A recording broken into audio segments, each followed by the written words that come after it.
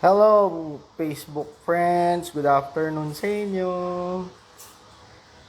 Wala, nagpapahinga lang ako at nagsi-cellphone. Tumitingin-tingin. Karamihan ng nababasa ko sa Facebook or nakikita is about solar.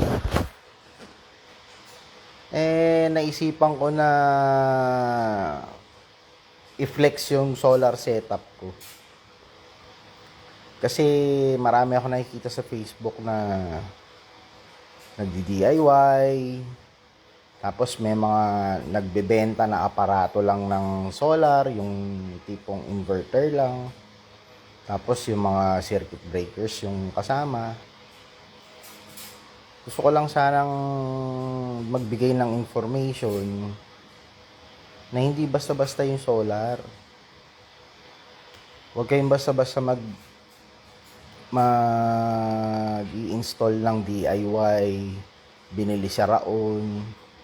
Kasi ang pinaglalaroan nyo or DIY nyo ay kuryente. Kapag nagka-problema, pwede magkasunog mismo sa bahay nyo. Makadamay pa kayo ng ibang bahay.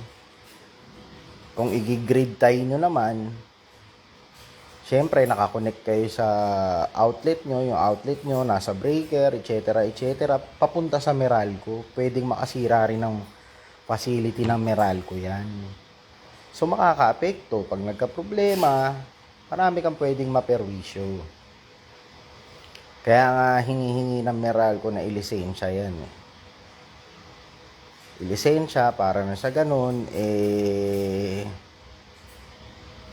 maging legal yung pagpapakabit mo ng sariling power supply para sa iyong bahay. Kung talagang gusto mong bumaba yung kuryente, maraming ways. Huwag mag-aksaya ng ilaw. Halimbawa, wala naman tao sa isang lugar. Patayin mo na lang yung ilaw dun. O, di ba? Sa isang kwarto, bukas ang ventilador, wala naman tao. Di gawin mo, patayin mo. Aircon, wala namang tao, pero nakabukas yung aircon, di patayin mo. Makakabawas ka nun, pero minimal lang yun. Pero totoo naman na naaapektuhan tayo ng pagtaas ng gasolina.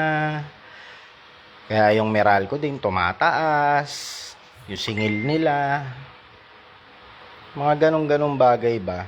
Gusto ko lang sana din i-flex yung solar setup ko. Ayan, papakita ko sa inyo yung solar setup ko. Wait lang. Ayan ang solar setup ko sa bahay ko. Ayan, nakikita nyo ba yan? Ayan, yan ang solar setup ko.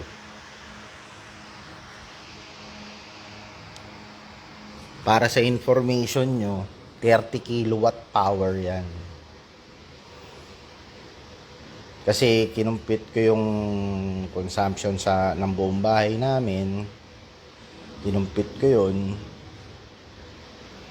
Tapos nagpa-quote ako kung magkano, magpa-install. Professionally installed yan. Hindi yan DIY. Kahit kaya kong mag-DIY, hindi ako magti-take ng risk. Kasi makakaperwisyo sa sarili ko, sa ibang tao, sa pasilidad ng Meralco. Kasi naka-application niya ng net metering. Net metering ako dyan. Ayan, say hi anak. Ayan ang bunso kong anak.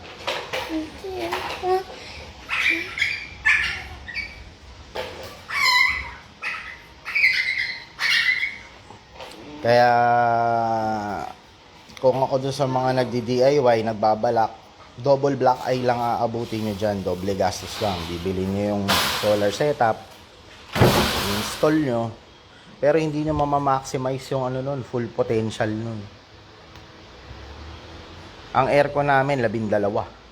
May 2 horsepower, may 1 horsepower.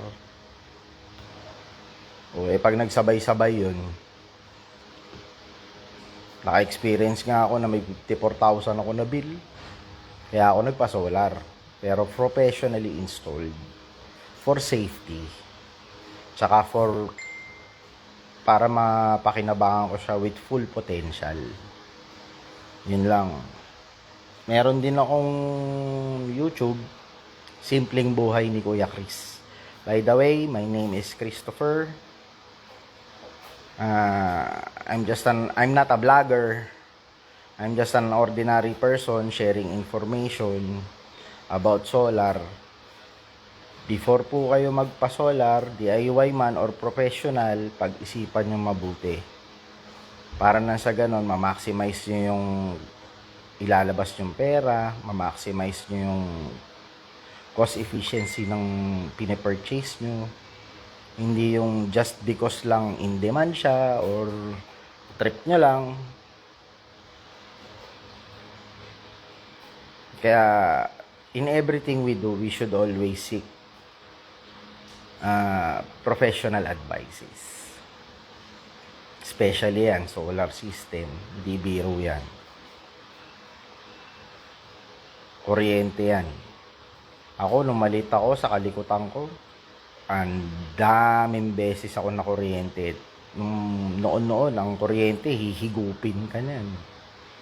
Pag nadot-dot yung kamay mo sa outlet, hihigupin ka niyan. Pag hinigup ka niyan, masasaktan ka, maaksidente ka, it could cause life kasi madidisrupt yung EMP ng katawan mo. Ang katawan kasi ng tao, may sariling kuryente yan. May EMP yan, electromagnetic pulso. Kaya nga sinasabi nila tignan mo kung may pulso, 'di ba? Pagka may hinihimatay.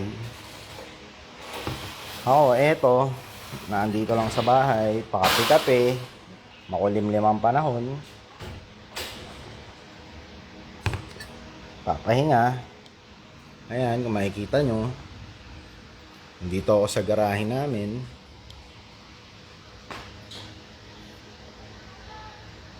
Parang ano lang yan paggamit ng computer. Ang mga bagay sa buhay, think before you click. 'Di ba? First time ko to mag-live Ayan. May mga fur babies din ako. Ayan, mga fur babies ko. Ayan, mga natutulog yan. And then, may fur babies din ako. Mga tulog yan, hindi yan kahul lang kahul. Tahimik lang sila sa mga kulungan nila. Kung DIY lang ang pag-uusapan, marami akong DIY. Pero minsan iniisip ko na bago ko i-DIY.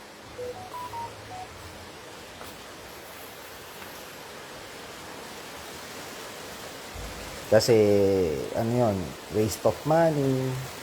Pero sometimes usable naman. Matulad nito, malaking power bank. Ginagamit namin pag nagka-camping. Ayan o. Malaking power bank. Ito na yan. Malaking power bank pa yan. May mas malaki pa dyan. Kaya magpatakbo ng aircon. Marami akong mga DIY sa sarili.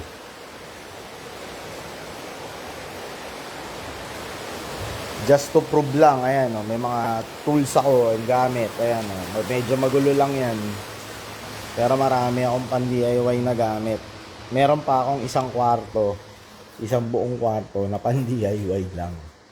From electronics, mechanical, electrical, carpentry. Kaya ko na nga bumuo ng isang bahay. Kung tools and equipment lang meron ako. O siya, hanggang dito na lang yung pag-flex ko ng solar setup ko. O, papakita ko uli sa inyo one more time. Para naman alam nyo. Ayan o. Ayan ang solar setup ko. Ganyan siya kalaki. Hindi to commercial residential lang to. Sa susunod ka na sa inyo ipapakita yung yung roof. Kung paano nakalatag yung mga panel ko. 52 pieces yun. Sa roof namin. O siya. Paalam. God bless. Sa lahat. Iba na ang may alam. Salamat.